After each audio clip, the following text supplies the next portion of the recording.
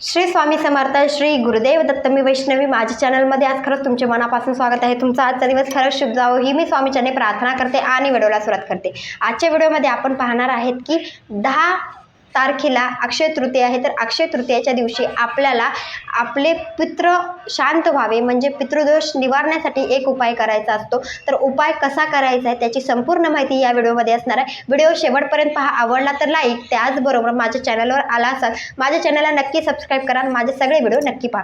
चला तर मग व्हिडिओला सुरुवात करूया. आपल्या सगळ्यांना माहिती की अक्षय तृतीया हा 3.5 मुहूर्तापैकी तो एक दिवस आहे. त्या दिवशी सोनं, चांदी किंवा तुम्ही एखादी वस्तू खरेदी करू शकता किंवा तुम्ही एखादं मंगल कार्याची शुभ मुहूर्त सुद्धा त्या दिवशी तुम्ही काढू शकता. पण ह्या सगळ्या गोष्टी आपण करत असतो. पण एक गोष्ट लक्षात ठेवायची आहे की आपल्या घरामध्ये काही अडचणीमुळे असं सांगितलं जातं की पितृदोष आहे. तर पितृदोष निर्वाह करण्यासाठी पितृदोष निघून जाण्यासाठी आपल्याला काही उपाय करायचे ते मी तुम्हाला सांगणार. त्याच्या आधी एक गोष्ट करायची आहे, काही कामं आपल्याला आधी करायचे ते मी तुम्हाला सांगते. त्या दिवशी अक्षय तर शुचिर्भूत झाल्यानंतर तुम्हाला देवपूजा करायची आहे. देवपूजा करत असताना आपले जी देवांच्या मूर्ती आहेत त्यांना हळदीचे लेपन करायचं आहे. हळदीचे लेपन झाल्यानंतर ते देव स्वच्छ पाण्याने स्वच्छ करून घ्यायचे आणि आपल्या देवघरामध्ये ठेवायचे. त्याचबरोबर खूप जणांच्या देवघरामध्ये आपल्याला पाहायला मिळतं देवांचे फोटो असतात. तर तुम्हाला त्या दिवशी तुमच्या घरामध्ये तुम्ही हॉलमध्ये देवांचे फोटो लावले असतील किंवा तुमच्या देवघरामध्ये असतील तर ती देवांचे फोटो स्वच्छ करून घ्यायचे आहेत म्हणजे स्वच्छ पुसायचे आहेत. आणि चंदन आणि देवींचा फोटो असेल तर तुम्हाला हळदी कुंकू लावायचं आहे. अशा रीतीने तुम्हाला पहिलं काम करायचं आहे. ते झाल्यानंतर महत्त्वाची गोष्ट आपल्याला एखादा मंत्र, देवीचा जी मंत्र आहे ओम ऐं ह्रीं क्लीं चामुंडाय विच्चे, तो मंत्र किंवा गायत्री मंत्राचा तुम्हाला त्या दिवशी एक माळ जप करायचा आहे. ते झाल्यानंतर महत्त्वाची गोष्ट तर मंत्र तुम्हाला एक माळ जप करायचा आहे. ते झाल्यानंतर आपल्याला सगळ्यांना माहिती की त्या दिवशी भगवान विष्णूची सेवा त्याचबरोबर माता लक्ष्मीची सेवा केली जाते. तर त्या दिवशी तुम्हाला श्रीयंत्रावर कुंकुम अर्चन करायचे, श्रीसूक्त म्हणायचं आहे आणि जी मंत्र आहेत ते 16 वेळा म्हणायचे आहेत. ते झाल्यानंतर तुम्हाला आरती सुद्धा करायची. त्या दिवशी देवीची आरती सुद्धा तुम्ही करू शकता. आता जसं आपण स्वामी पुण्यतिथीनिमित्त ज्या सेवा केल्या त्या सेवा तुम्ही त्या दिवशी करू शकता. ते झाल्यानंतर महत्त्वाची गोष्ट की आपल्याला त्या दिवशी नैवेद्य करायचं. नैवेद्य म्हणजे काहीतरी गोड करायचं. तर त्या दिवशी तुम्हाला खीर बनवायची आहे. तुम्ही जी खीर बनवली आहे तो नैवेद्य ज्यावेळेस तुम्ही देवघरामध्ये देवांना दाखवणार असाल त्या दिवशी त्या खिरीवर एक तुळशीचं पान सुद्धा अर्पण करायचं. भगवान विष्णूंना खूप तुळशीचं पान प्रिय आहे. त्यामुळे मी तुम्हाला सांगत आहे की तुळशीचं पान त्या खिरीवर तुम्हाला अर्पण करून आपल्या देवांना दाखवायचं आहे. ते झाल्यानंतर तुम्ही त्या दिवशी भगवान विष्णूची सेवा करत असता. ओम नमो भगवते वासुदेवाय नमः असं म्हणत 11 तुळशी पानं किंवा 21 तुळशी पानं किंवा 108 तुळशीचे पत्र म्हणजे ते पानं जे घेऊन तुम्ही अर्पण करू शकता. म्हणजे आपल्या देवघरामध्ये म्हणजे भगवान विष्णूचा जर फोटो असेल तर त्या ठिकाणी तुम्ही एक तुळशीचं पान त्या ठिकाणी ठेवू शकता. अशा रीतीने तुम्ही भगवान विष्णूची सेवा करू शकता. तर मंत्र म्हणत तुम्हाला ते सेवा करायचे. ओम नमो भगवते वासुदेवाय नमः हे सेवा करायची आहे. त्यानंतर तुम्हाला समजलं की नैवेद्य म्हणजे खीर तुम्हाला नक्की त्या दिवशी करायची आहे. आणि खूप जणांच्या इथं अक्षय तृतीयेच्या दिवशी पुरणपोळी केली जाते. तर तुम्ही पुरणपोळीचा नैवेद्य सुद्धा दाखवू शकता.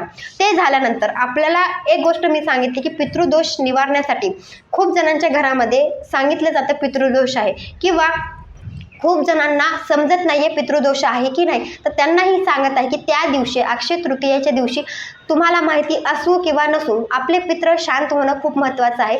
त्यासाठी तुम्हाला एक नैवेद्य बनवायचा आहे. तो नैवेद्य म्हणजे काय ते मी तुम्हाला सांगते. तर त्या दिवशी म्हणजे अक्षय तृतीयेच्या दिवशी ज्यावेळेस तुम्ही नैवेद्य केला, खिरीचा जी नैवेद्य केला आहे त्याच्यामध्ये थोडीशी भाकरी किंवा तुम्ही चपाती कुस्करून एक म्हणजे त्या खिरीमध्ये थोडीशी चपाती तुम्हाला मिक्स करायची आहे आणि आपल्या गॅलरीमध्ये किंवा टेरेसवर म्हणजे गच्चीवर जाऊन ती जी नैवेद्य आहे तो नैवेद्य वरती कावळ्यासाठी ठेवायचा आहे. कावळ्याने तो नैवेद्य खाणं खूप गरजेचं आहे. म्हणजे आपल्याला माहिती की पितृदोष निवारण करण्यासाठी कावळ्याला खूप महत्त्व आहे. तर आपण खूप वेळा बघत असतो की कावळा खूप जणांच्या घराच्या बाहेर थांबलेला असतो किंवा एखाद्या गच्चीवर बसलेला दिसत असतो. तो त्याच घरामध्ये बसलेला असतो. तर एक लक्षात ठेवा खूप ठिकाणी अशा गोष्टी घडतात. असं सांगितलं जातं की पितृदोष निवारण्यासाठी कावळ्याला तुम्ही दान म्हणजे काहीतरी खाऊ घाला त्यामुळे तुमचे पितृ शांत होतील. तर खूप जणांच्या इथं पितृदोष जर असेल तर खूप अडचणी असतात. त्या अडचणी मी तुम्हाला सांगते. खूप जणांच्या घरामध्ये नवरा बायकोचं जमत नाही. त्याचबरोबर प्रगती होत नाही. आर्थिक परिस्थिती म्हणजे पैशाच्या अडचणी. तुमच्या घरामध्ये पैसा येतो येतो पण पैसा टिकत नाही, अशा ज्या गोष्टी असतात, त्याचबरोबर एक व्यक्ती तुमच्या घरामध्ये आजारी जर असेल, म्हणजे सतत आजारी जर राहत असेल, तर समजून जायचं की पितृदोष आहे. किंवा खूप जणांच्या इथं आपल्याला बघायला भेटते की खूप काही अडचणी येतात, पण त्या आपल्याला सांगून, म्हणजे खूप अडचणी येतात पण त्याच्यावर काही प्रयत्न, म्हणजे त्याच्यावर काहीच निघत नसेल, म्हणजे त्याच्यावर मार्ग जर तुम्हाला निघत नसेल, तर पितृदोष असेल. यामुळे तुम्हाला अक्षय तृतीयेच्या दिवशी कावळेला तो नैवेद्य खाऊ घालायचं, म्हणजे तुम्हाला खिरीमध्ये म्हणजे चपाती मिक्स करून ती आपल्या गच्चीवर ठेवायची आहे. अक्षय तृतीयेच्या दिवशी ती गोष्ट नक्की करायची आहे. आणि खूप जणांच्या इथं पाहायला मिळतं, तुम्ही ही गोष्ट जर नाही केली तर एक चपाती जी असते, म्हणजे एक छोटासा नैवेद्य केला जातो चपातीच्या पिठाचा, आणि तो नैवेद्यावर जे आपण घरामध्ये बनवलेलं आहे, म्हणजे पुरणपोळी जर बनवली असेल तर त्यातला पुरणपोळीचा छोटासा नैवेद्य करून त्याच्यावर दूध, भात, त्याचबरोबर जी आपण बनवणं आहे, कढी असेल किंवा आमटी असेल, पण होळीच्या दिवशी ज्या गोष्टी बनवतो त्या नैवेद्यावर सगळ्या गोष्टी ठेवायच्या आणि गच्चीवर जाऊन तो नैवेद्य ठेवला जातो, ज्यामुळे आपला पितृदोष कमी व्हावा यासाठी ही सेवा नक्की करायचं, म्हणजे हा उपाय नक्की करायचा आहे. आणि आपल्या जी सेवा आहेत, स्वामींच्या जे सेवा असतील किंवा अक्षय तृतीयेच्या दिवशी तुम्हाला मी सांगितल्याप्रमाणे देवीची सेवा केली जाते. खूप जण ब्रह्मा विष्णू, म्हणजे आपल्या सगळ्यांना माहिती की विष्णूची सेवा केली जाते. विष्णूची सेवा करत असताना माता लक्ष्मीची सुद्धा सेवा केली जाते. तुम्हाला जमलं तर तुम्ही, आपण बघत असतो की लक्ष्मीपूजनच्या दिवशी जशी पूजा मांडणी करतो तशी तुम्ही पूजा मांडणी सुद्धा करू शकता.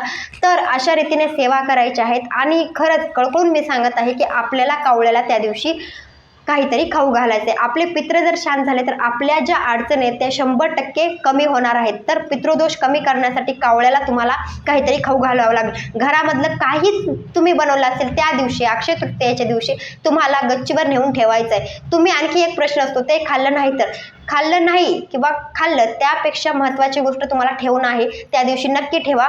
आणि काही अडचण असेल तर किंवा अडचण निघून जाण्यासाठी तुम्हाला, पितृदोष निवारण्यासाठी तुम्हाला तो उपाय नक्की करावा लागेल. कावळ्याला नैवेद्य तुम्हाला ठेवावंच लागेल. माझा हा व्हिडिओ आवडला असेल, लाईक, शेअर, सबस्क्राईब नक्की करा. भेटूया नंतरच्या व्हिडिओमध्ये. श्री स्वामी समर्थ.